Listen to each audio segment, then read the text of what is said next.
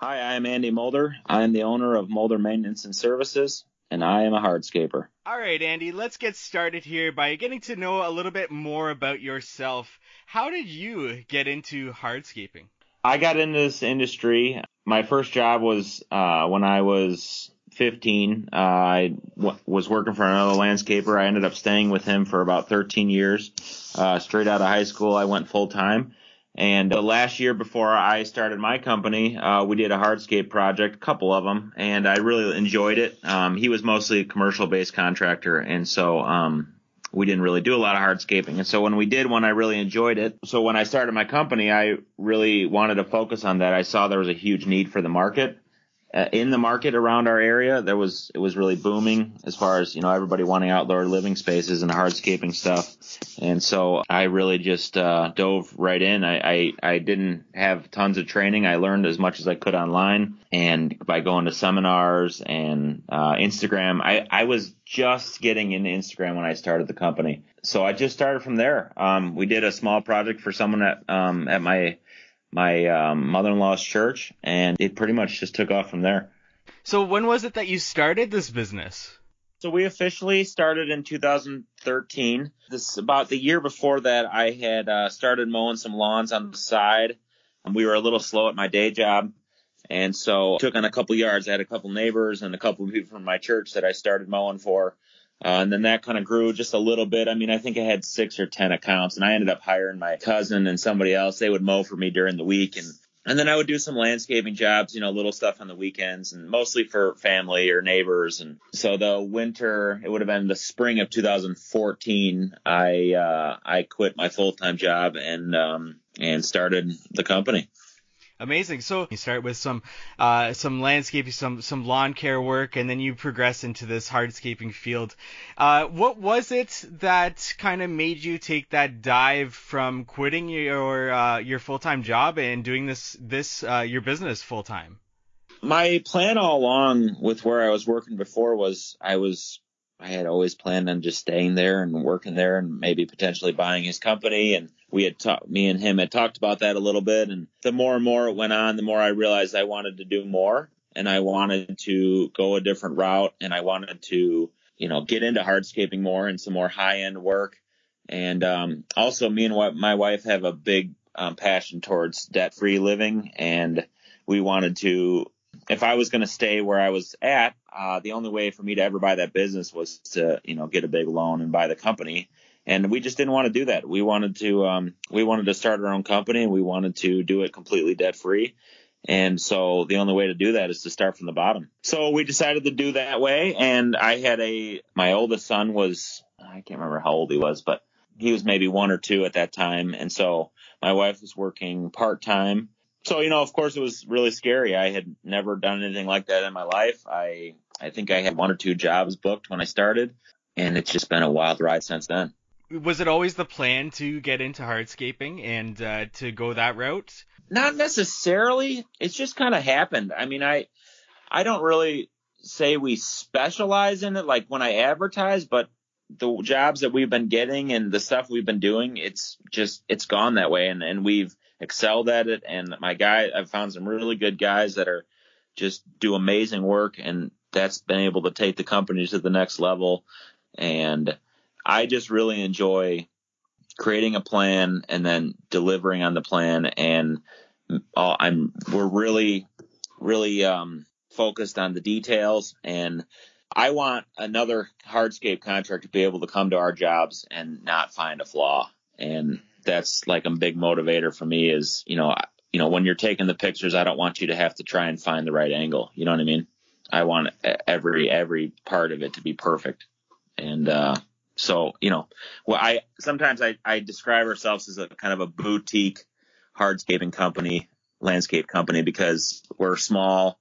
It's just me and 2 guys that do hardscaping and sometimes a third guy. And then I have 2 guys that mow grass full time, and I don't intend on getting any bigger. I really like the size that we are. And I like that the client deals with me from the first time they call to when the project is done.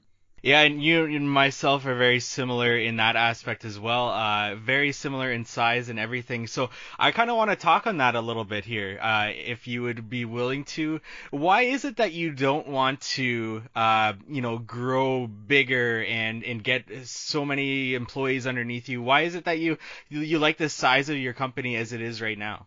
I like this size the most because I can just stay so attached to everything. And I know some people would disagree with that and say that, if you have to be there, it's not really a business. And there's definitely truth to that. But what we're doing and what we're trying to build the business on requires me to be there, and I like to be there. And the only way I see growing the company further is to hire in office staff people, which I am in the process of doing right now because I want to stay in the field. And I like the customers that we've worked with. That's why they went with us, is because they wanted me. They wanted me to be there the whole time. And it's not like I'm there every single minute, but I'm very involved, from the beginning to the end. And so I find it's very profitable. At this stage, I talk to many guys, and I have a really mentor of mine that has a very large company, and he calls it, whenever he's on a sales call or has to go to something, he always says he has to feed the beast. To me, that scares me. I don't want to have a company that, like, I don't want to have to feel like I have to feed the beast. You know what I mean? Like, I have to sell, $5 million worth of work a year just to keep everything open and all this stuff. I don't want to do it. I'm not built for it. I found that out myself just, in the short time I've been in business, that I'm just not the type of person that I don't see myself ever owning a big company. I like my family time. I like my winters to be slower. And the bigger you get, the more you can't do that kind of stuff. And that self-awareness that you understand that it's just not for you, and you like where you're at, and I think it's a huge selling point to your clients that they know that the person that they're talking to sell you the job is also the person that you're going to be talking to throughout the job and at the end of the job. And I think a lot of people miss that. Yeah, and I think there's guys there.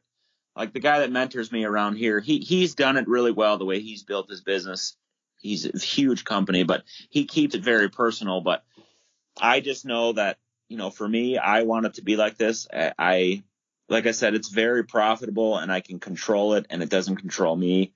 And, I really like it like this. So looking back to when you first started this job, you took that leap and you quit your full-time job to start this company.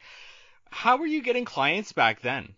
Mainly from like my church community. So, I mean, I've been in this area my entire life. So my whole family, both sides of my family has lived here, and a lot of there, you just know a lot of people when you stay somewhere for so long.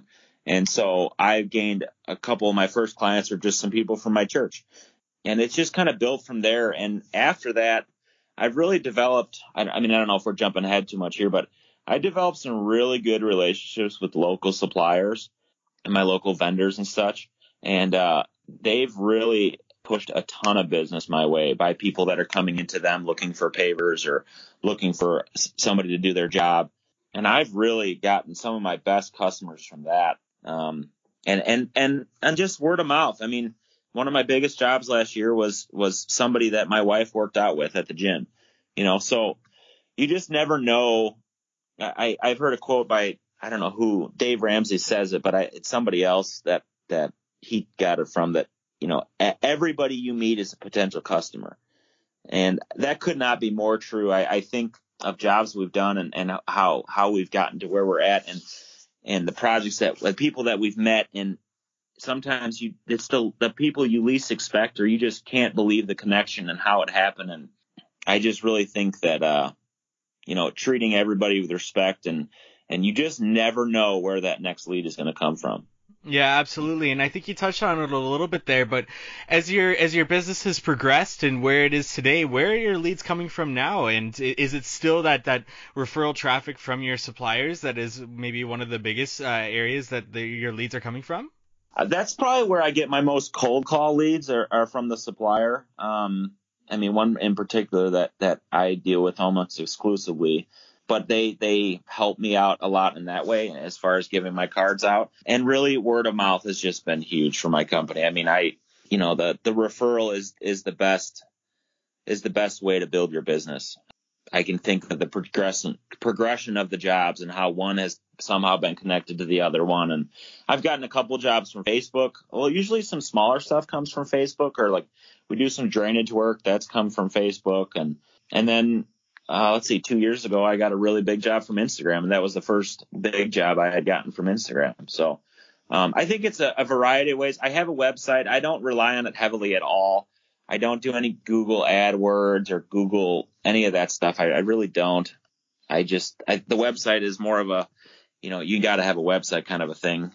But I most of the leads we get are from referrals and word of mouth, and honestly, my church community. I get, we go to a pretty large church around here, and it's a really good community to build good referrals from. And, but it's also a good way to, if you don't do something right, it's a good way to, it's a very connected community. You know what I mean? I don't know. It's just, I've gotten a lot of work from that, so. So somebody contacts you, whether that's through email or over the phone, a text message, based on, where you're getting your referrals from, your leads from. Somebody contacts you. Where do you take that from there? Like, what questions are you asking? How do you communicate with them? Can you give a little bit of an insight about where that initial conversation goes? Yeah, so I'll usually obviously ask where they're located. I don't really go very much farther than maybe in 45 minutes away from our home base. So location is important. I always want to know how they heard about us, and then just try and ask them what they're looking for and, why they called us. And I try and ask for a budget right off the bat on a phone call. Usually I don't have very good success with that on a phone call. People always try and they just say they don't have one or not really sure or whatever. And so I just try and get a feel for what they're looking to have done, and then, if it sounds like something I'm interested in, or if it's a referral that's good enough that I don't really need to vet it too much, I'll schedule an interview or schedule a time for me to come over and meet with them, and we go from there. Absolutely. So when you schedule the first consultation, are you charging for it? And what do you ask them when you show up for that consultation to get some information from them? I've experienced or done some experimenting with both ways as far as charging for the initial consultation. I last year we were booked out 4 or 6 months out, and I was getting so many calls I couldn't get to everybody. So I started just saying it was $100 for me to come meet with them, and that got rid of a lot of tire kickers, I feel. But I don't know. I'm not going to go about that. At least right now this year, I'm not going to go about that this year. I think I don't have a problem going to meet with people if it's up to me to vet them enough on the initial phone call, and make sure it's, sounds like the right kind of thing for us. And then I do charge a design fee for any kind of design work that we have to do, which almost every hardscape job requires a design. I don't know if I've ever done one without a design. So that I go over that with them when we meet with them. And that cost all depends on the size of the project and the difficulty of the house, the design, so on and so forth. Awesome. So then you meet with that customer, and you're planning a design if it's a hardscape job with them. What questions are you asking them to understand what's going to go into that design, or what specifically they want to be able to see with the final product? So I try and ask them about what they're going to be using the space for and why they want to do it. I try and get an idea of what kind of style they're into. I usually bring a couple different product books to show them, and just try and get a little bit of an idea of what they're looking for. I try my best to listen a lot, because I always feel like you can talk too much and not really find out what the customer's looking for. And so I try and ask a few questions and just let them talk. And you can really glean a lot of information from that. So yeah, I ask them, the style. I try and ask, after I get an idea of what they're looking for, I'll ask them for a budget. If they don't have one, sometimes I'll give them some ballparks, and that usually helps with their budget. Try and find out are they looking for fire pits and or different appliances or so on and so forth, and just stuff like that. Just really asking them questions to get them to talk, to find out what they're really looking for, and just listen. We've talked with some other contractors that have talked about the design fee. What do you do with the design fee? Do you charge them the design fee, and then if they do end up signing with you, you take the design fee out of their final quote, or is that design fee something totally separate, regardless of if they sign with you or not? That is kind of up to me. I don't advertise that I'm going to take it off of the the final price, but it's in the contract that I have the option to do that. More times than not, I take it off, but there are times when the design was so extensive or something that I just I don't do it because I have spent all that work to get to that point. And then do you have any design software that you're really loyal to that you love to use? I use UVision. It's by Unilock. I think it's the same as that Real-Time Architect. That's all I'm using right now, so I really like it. Before I was using Pro Landscape, but as soon as I learned UVision, I never used that again. Gotcha. So then you do the design, you talk with the customer one more time, and they want to go ahead with you. Where does it go from there, and what are your payment plans like with your customers? Is it specific to the job? Is it how do you take it from there? So after they sign, we'll talk about schedule. I don't give for sure start dates, but a rough idea of when we're going to start. I usually update that 2 weeks, 3 weeks before we're going to start the project. I sometimes bring samples to the final sales meeting, or I'll come back with samples and show them exactly what they picked out. Or sometimes, actually a lot of times, I'll end up meeting them at a supply yard and we'll look at samples in person, because I find that the books they're only so good for the colors and everything. And I also like to be at the dealer because they have outside displays and all the products are there. So I always find that super helpful. After, they've signed with me, we'll go and do that kind of a thing.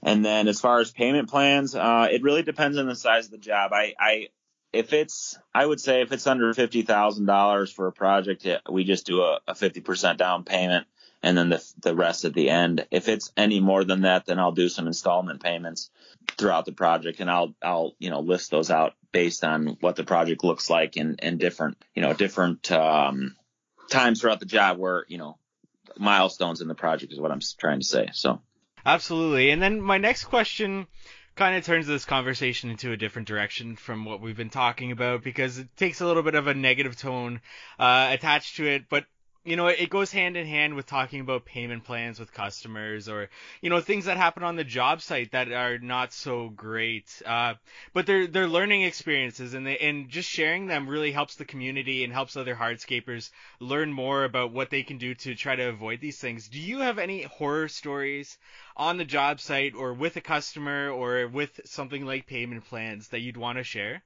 Let's see. I don't know. The second year in business, I think I had a client that they gave me the 50% down payment, and I had no contract at the time. I didn't really have a full contract, and it was just she had signed the estimate or whatever, and then she never paid me the final amount.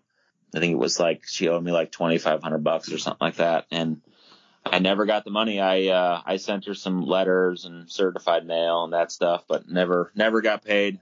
And at that, it really wasn't worth my time trying to go after. I mean, in hindsight, nowadays I would just go after him just to prove a point. But at that time it was like, okay, well, I got to move on. I can't dwell on this. It is what it is. So that, and then actually last year, I had a really bad experience with a customer, and they tried to micromanage the job while we were working there. And we had an issue where we didn't find a sprinkler leak that we had created. When we were all done, we had turned the system on and everything seemed fine. And well, apparently there was a sprinkler leak that showed up, and we went back to fix it maybe 2 or 3 days after he called me about it, and he was super angry. And you're always going to have stuff like that. I mean, that last one, it was our mistake. I mean, we definitely missed it, and I totally owned up to it, and we went and fixed it, but he was just really upset about it. And because of that, there was some trees that got overwatered and died, and It was just, I think it's so important. I mean, in that instance, I couldn't have made him happy. I mean, we fixed it and we moved on, but you just never know. That's like the contract. I don't know if you want to talk about that or not, but having a contract is so important. And this winter, I actually finally took my contract, which I've worked on and tweaked for the last, I don't know, 3 years now. We finally went and had them completely redone by a lawyer, and it went from 4 pages to 7 pages. So, I know that sounds super long, but you got to cover your bases, and and a lot of that stuff that we've added was stuff that I've learned from in the last couple of years. And I think it'll always be a work in progress, but protecting yourself with the contract is super important. But then you're going to have issues where you have an issue that happened, and you just gotta take care of it. And that's the best you can do, Yeah, and I think that's important whenever like a learning experience comes up. You can, adjust your contract like you've said you've been doing over time. And when something like that happens where a customer is just angry, the job might be finished like it was in your situation, but how do you deal with a customer that's coming at you aggressively like that? And it seems like no matter what you do, you're not going to make them happy. Do you just, fix the problem and move on, or what can you do in that situation? Yeah, I mean this situation this past summer, that was the first time that I've had somebody so mad. I mean, it was screaming at me, and I didn't even know what to do. I had one of my other guys with me, which was, I'm really glad I did, not for safety reasons, just so that there was another witness there. And you just got to remain calm. And I learned a lot.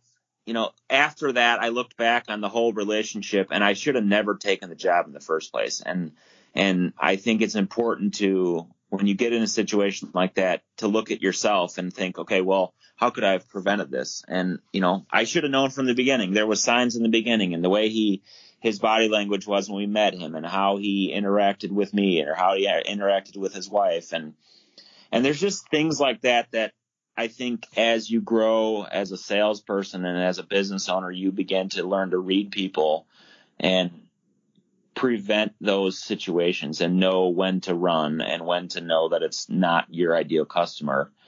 And I really think that can only come with time, and how you and the life lessons you learn and the situations you get into. I did everything I could to make him happy, and I'm sure he'll never call us again for work, but I know what we put in is working, and we fixed what went wrong, but you just learn from your experiences and try and think about how to prevent them going forward.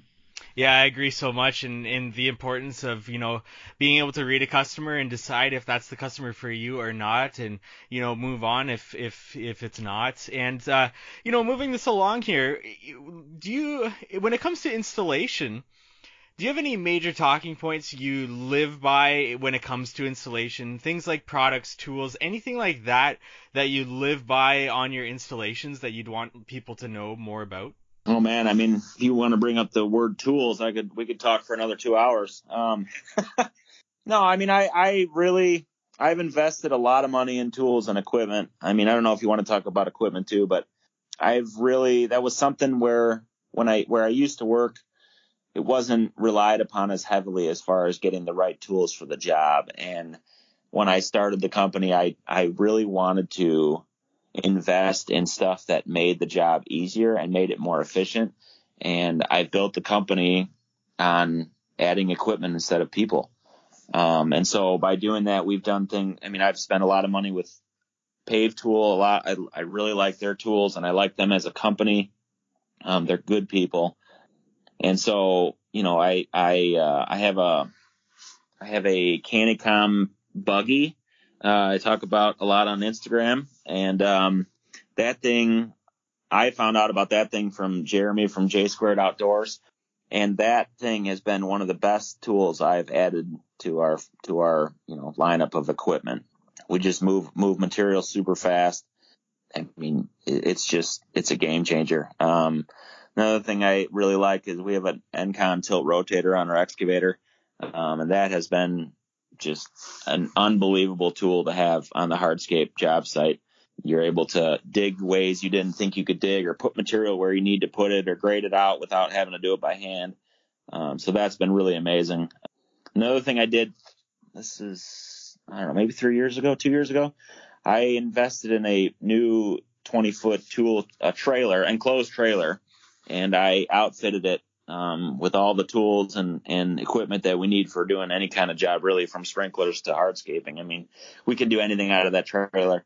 And that thing has been the just an amazing tool to increase efficiency and decrease shop time and loading and unloading time. I was just so sick of forgetting something or not having the right tool when we needed it. And so now, I mean, our shop time in the morning is 5 minutes and 5 minutes at the end of the day. I mean, unless we're unloading something that we didn't need or something. But it's so important to invest in tools that can increase your craft time but reduce, your shop time or your unbillable time, because it's just, we don't get paid to move material around the job site. We don't get paid to, load up in the morning. You should be figuring on that stuff, but the more you can increase your craft time, the more money you're going to be able to make, and the more work you can do in a year, and the amount of work you can do with less people is that's why you invest in the equipment. I mean, I went down, I got rid of one guy this year, or had one less guy this entire year, and we did $300,000 more in work. And I attribute that to the tools that we've been adding. Yeah, and the 2 previous episodes would be on our podcast with this I Am a Hardscaper series would be Caleb Aumann of Aumann Landscaping, Jeremy Swihart of J Squared Outdoor, and now yourself, all talking about this CandyCon machine and the buggy life that that I've seen you guys talking about. So we have shirts in case anyone wants one. Yeah, absolutely, and it's great to see, you guys coming together and talking about that buggy life and what it's doing for your businesses and everything like that. And, when do you know that you're ready to purchase one of these pieces of equipment for your business? Does it just make sense efficiency wise? Are you looking at your numbers? When do you know that you're ready to purchase something like the Encon or the CandyCom to increase efficiency?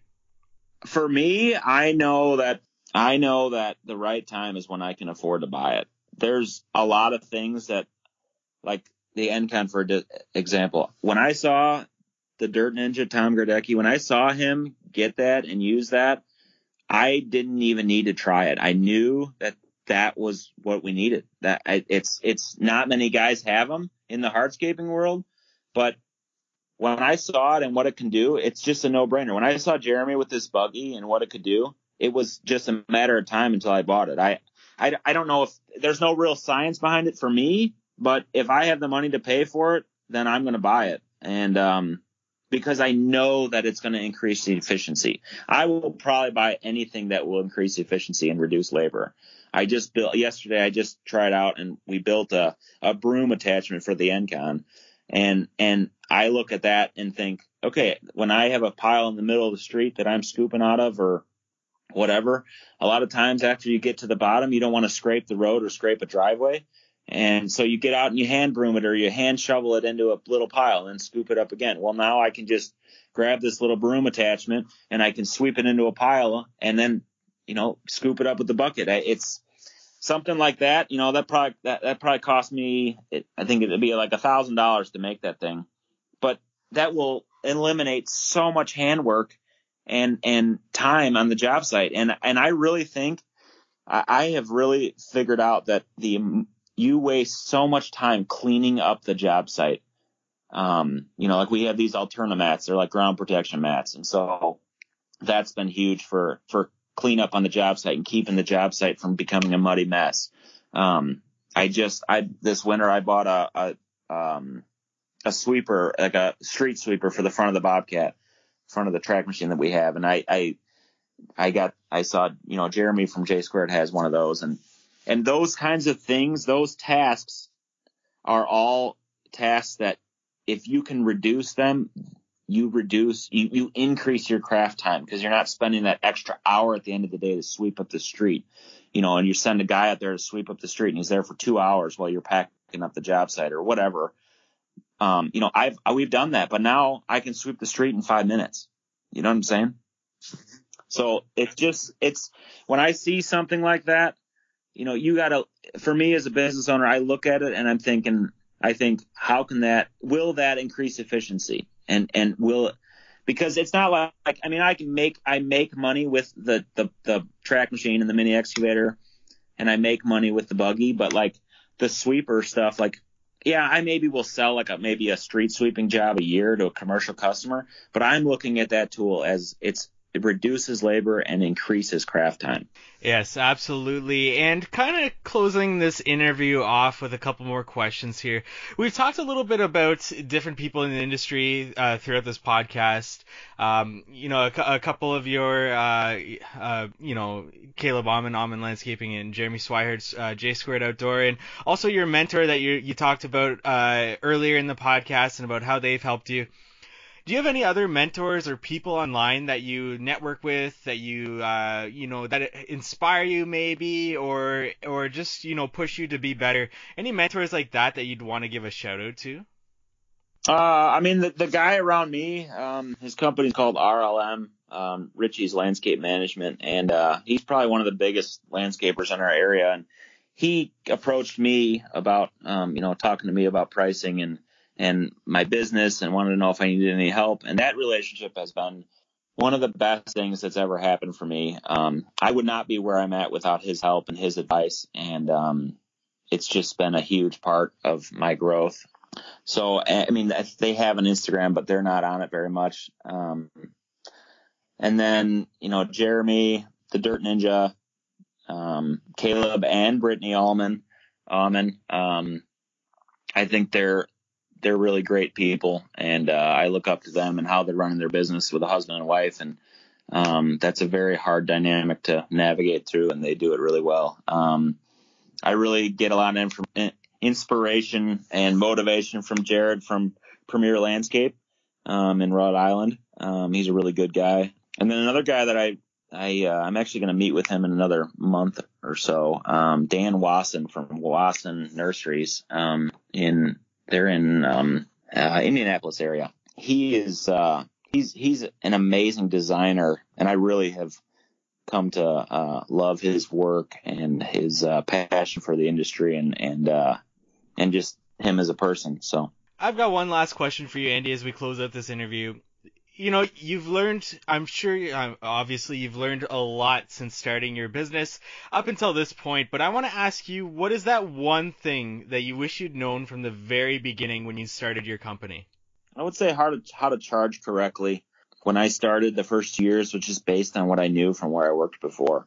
And that's all I knew. That was the only job I had ever had. And so, I had no process of charging and knowing my overhead and knowing that, the back end of the company and how I need to charge to make money and to grow. And, if I wouldn't have made the changes I made based off of, the mentorship I received, I would not be where I'm at today. I could not have grown like we've grown. I could not have made the equipment investments we've made. And I just, we can all work our whole life in this industry and not have anything to show for it. And I just, it's not worth it. I mean, I've said this, me and Jeremy have talked, we can all work our whole lives and own business and have all the stress of that and not make any money. We could go work for somebody else and make the same amount of money and not have any stress. You know what I'm saying? So I think that's one thing, from the beginning, it would have been really helpful to know how to charge correctly and just having everything in the office line, in line. I have a finance manager that has been super helpful to me, just getting everything organized and having the right spreadsheets. We've implemented LMN, and just that stuff is so important. We all want to go out there and do all the work, but you're never going to have any longevity if you don't have the back end of the business in line. So, Andy, it's been a pleasure having you on the show. Thank you for your time. Thank you. I really appreciate it. This was a huge honor. So thank you.